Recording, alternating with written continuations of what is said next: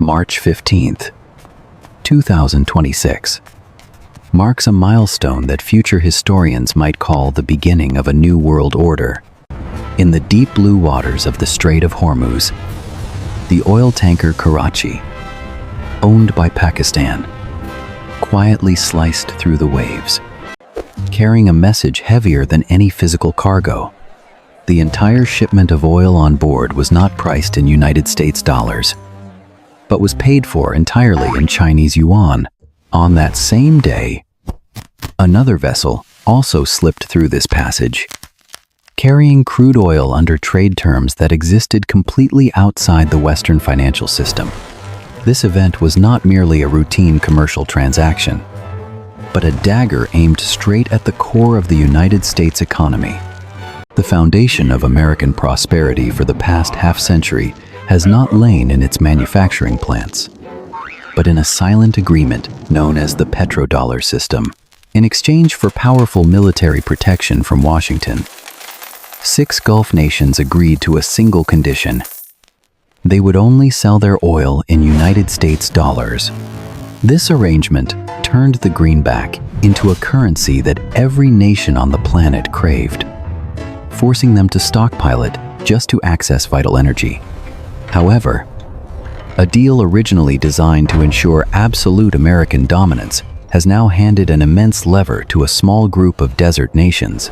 They hold the fate of the world's most powerful country in their hands, and they are beginning to realize that American protection no longer guarantees safety. Since the United States and Israel launched operations targeting sensitive locations in the Middle East, a wave of devastating retaliation has spread across the region. The Gulf states realized they were being dragged into a war they never wanted and never signed up for in the original bargain. For 50 years, the agreement between them and the United States held firm. But now, for the first time, those terms are crumbling before our eyes. When the countries propping up the American economy begin to doubt the value of that protection, they will decide to stop playing the game. The collapse will likely not come as a sudden explosion, but as a slow bleed, quietly draining the strength of the global empire. To understand why a few desert states possess such immense power over the United States, we must look back at how they built their wealth.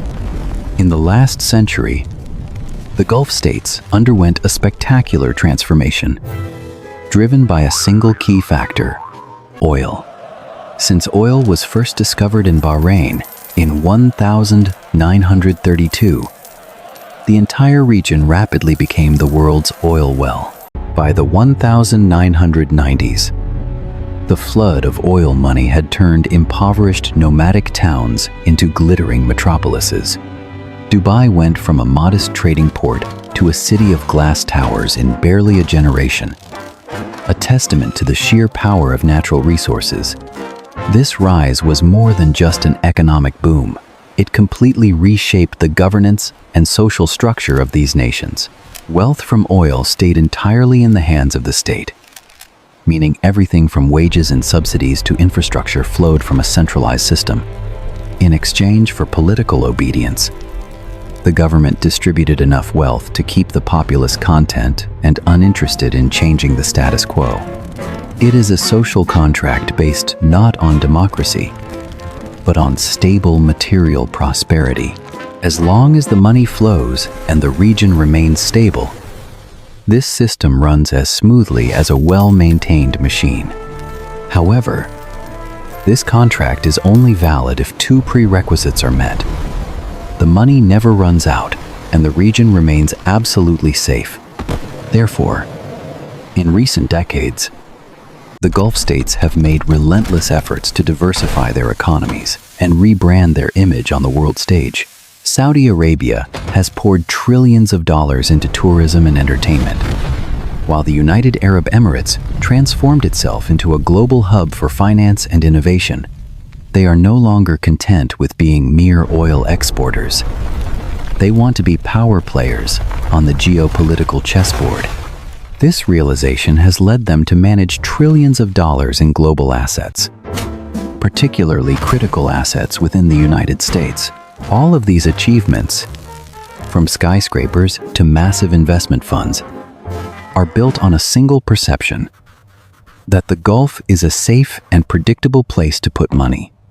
Yet, in just a few short weeks, the confidence built over 30 years has begun to shake to its foundations. After the attacks broke out, residential areas and military bases across the 6 Gulf nations became targets for ballistic missiles. The world's largest oil refineries were forced to shut down, causing billions of dollars in daily losses for the region. Remember, these are not democracies where a government can use elections to soothe public anger. The social contract in these countries depends entirely on the government keeping money moving and the streets peaceful. When these elements vanish, the survival of the regime itself is placed on red alert. The Gulf states are not weaklings with no means of defense on the economic front. They have spent 50 years quietly turning themselves into the load-bearing wall of the global economy. If they feel the United States is threatening their survival, they have the tools to make Washington feel real pain. Collectively, they control nearly 1/3 of global oil production every year and hold more than half of the world's crude oil reserves. Essentially, world oil prices depend entirely on how these countries decide to act. If they threaten to cut production completely for an extended period, global energy prices will skyrocket to uncontrollable levels.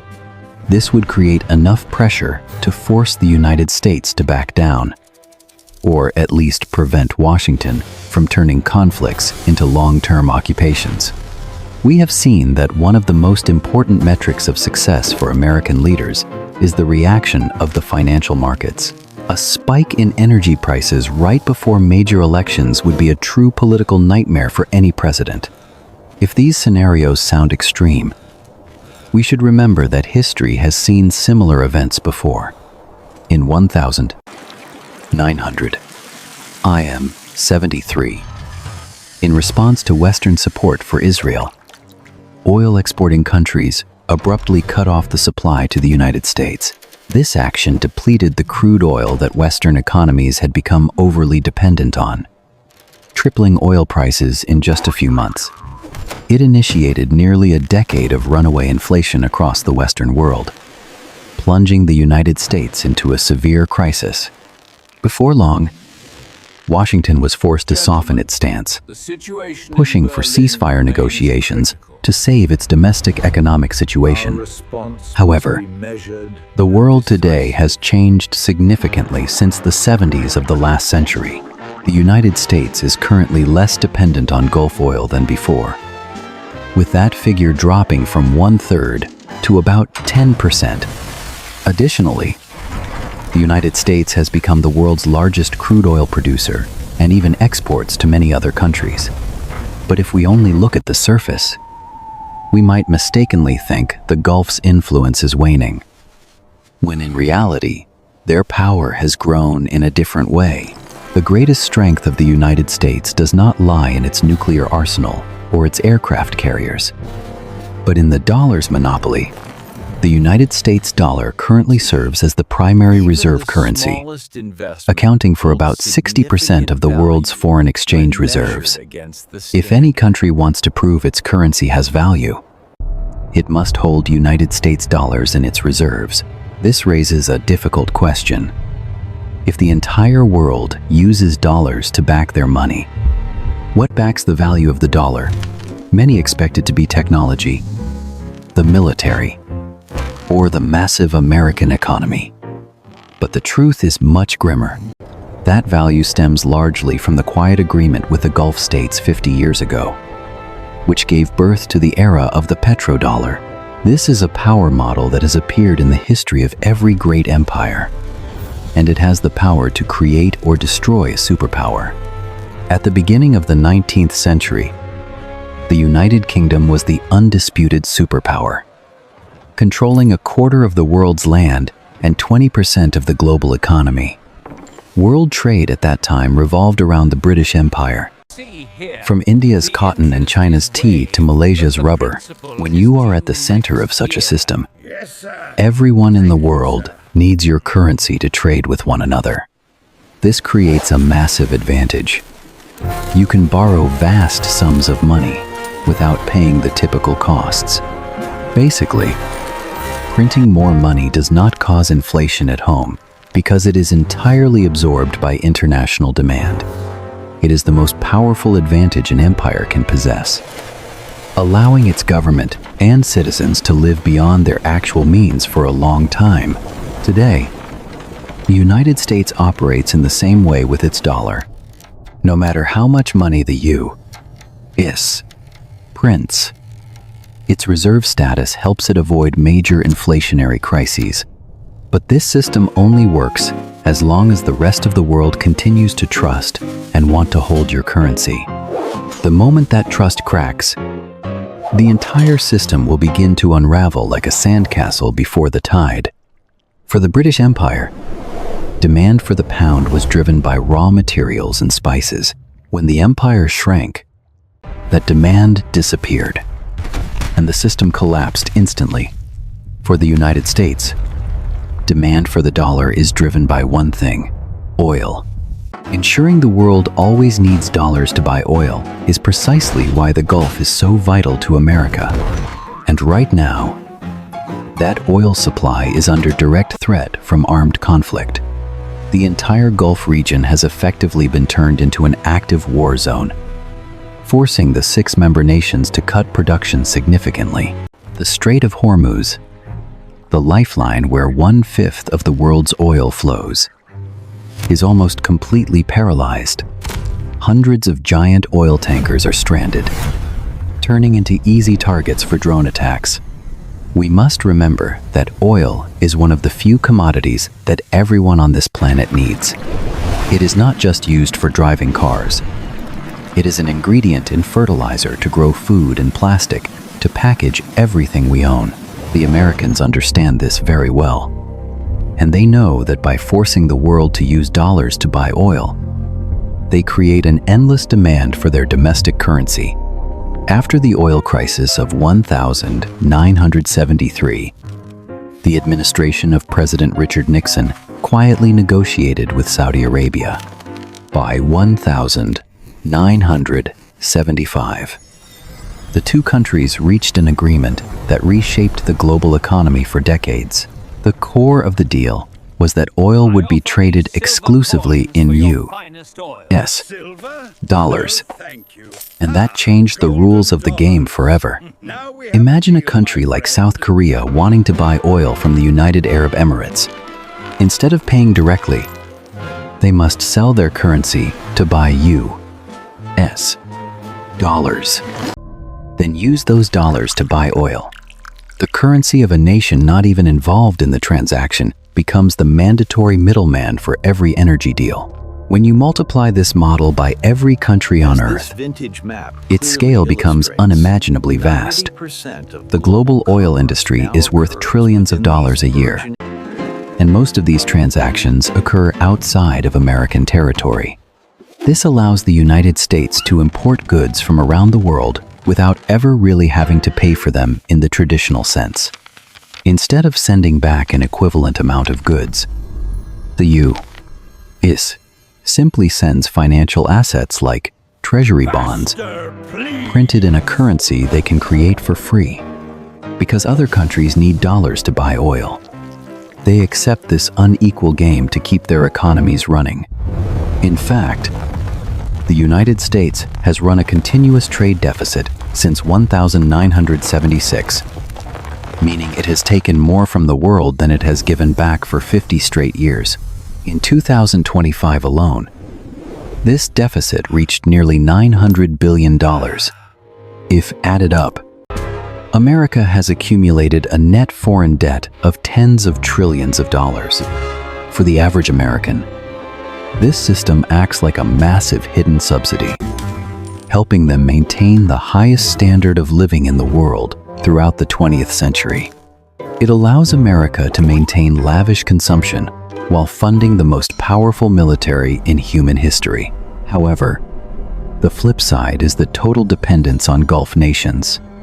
If these countries decided to price oil in something else, like the yuan or gold, global demand for the dollar would evaporate instantly. And now, for the first time in decades, that possibility is no longer a hollow theory, but a burgeoning reality. Many of America's close allies in the Gulf are beginning to reconsider their massive investments in the United States. Their anger is no longer hidden behind diplomatic curtains. A billionaire in Dubai publicly questioned why the region must bear the consequences of military escalations they never wanted. The only reason they accepted the Petrodollar deal in the first place was that the U.S. promised absolute military protection. But current events show that Washington has not kept its promise during the most critical moments.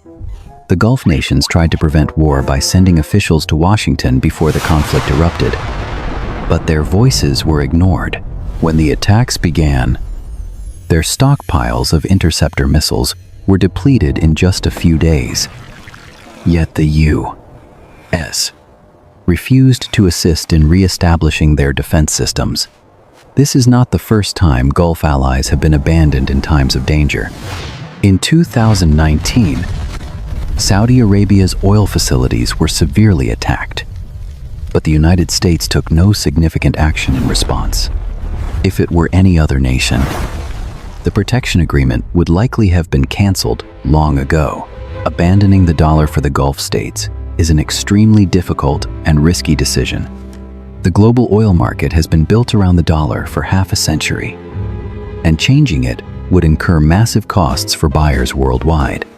No one wants to be the first to take that risky step unless they have a truly solid alternative. Ultimately, the Gulf states don't just need a new currency. They need a new guarantor who can protect their assets in the most unstable region on the planet. For 50 years, the U.S. was the only one capable of that. But its position is now being strongly challenged by China.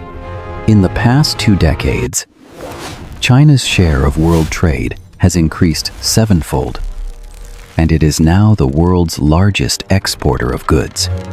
With the largest military and navy in terms of personnel, it is no surprise that Gulf nations are quietly shifting their axis toward Beijing. China is already Saudi Arabia's largest trading partner, and the two sides have signed currency swap agreements to pay directly in yuan. Unlike America, China does not interfere in internal affairs, does not drag them into senseless wars, and is willing to sell advanced military technology without stringent political conditions. Step by step, these agreements are eroding the belief that the dollar is the only choice on the financial chessboard. To fully understand the scale of the issue, we need to know the secret of where the billions of dollars from oil sales have been flowing. For a long time, no one really knew what the Gulf states did with that massive amount of money, until the truth was revealed in 2016. All of that money was reinvested directly into U.S. financial assets, meaning the cash flowing out to buy oil eventually flowed back to sustain the American economy. This is a financial cycle of immense scale that helps the U.S. maintain its superpower status. In the late 70s, Saudi Arabia alone held 20% of all U.S. debt owned by foreign governments. This money is essential because Washington always spends more than it earns. To cover the deficit, they issue treasury bonds. And the more people willing to buy debt, the lower the interest rates America has to pay. But after decades of reckless spending, ARMA's debt has hit a record of nearly $40 trillion. Just paying the interest on this debt costs more than $1 trillion a year, becoming the largest expense in the federal budget.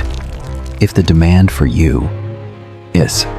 bonds from Gulf nations disappears, interest rates will soar, and America will face agonizing choices. They will have to drastically cut social benefits, raise taxes to extreme levels, or continue borrowing more money just to pay interest on old debts. This is the debt trap for which the Gulf nations hold the key to lock or unlock. What happens next will probably not be a sudden, world-shaking collapse. The world financial system is too large and too intertwined to break apart over a single conflict. However, systems built on trust often erode slowly as nations begin to seek ways to protect themselves against risks. This process has actually begun as Gulf sovereign wealth funds are quietly shifting billions of dollars into Asian markets. They are diversifying their portfolios to reduce dependence on American assets and tightening defense ties with China. This is the true image of a slow bleed. There are no sensational headlines about oil embargoes, but rather a quiet rebalancing of power that occurs every day.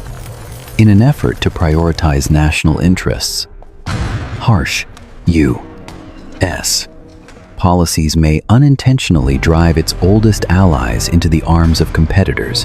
The reality is that every nation, no matter how powerful, must rely on its network of allies to survive. Isolating strategic partners might bring short-term victories, but the long-term price will be exceedingly high. For the United States, that price is the end of the era of dollar dominance as we know it. While the world is shifting, a new front of strategic resources is gradually emerging to replace oil. Electricity demand is expected to triple by 2030 to serve the explosion of artificial intelligence and green infrastructure. In this context, copper is becoming a strategic commodity no less valuable than oil was in the past. Legendary investors are warning that the world is approaching a serious copper shortage crisis. If oil was the lifeblood of the 20th century, then copper is the nervous system of the 21st century. The United States and China are now entering a new war to control mineral supply chains and maintain technological superiority. Globalization is losing its inherent equilibrium, forcing superpowers to find ways to become self-sufficient in raw material supplies. Bringing the production of essential minerals back home is becoming Washington's top priority to ensure national security.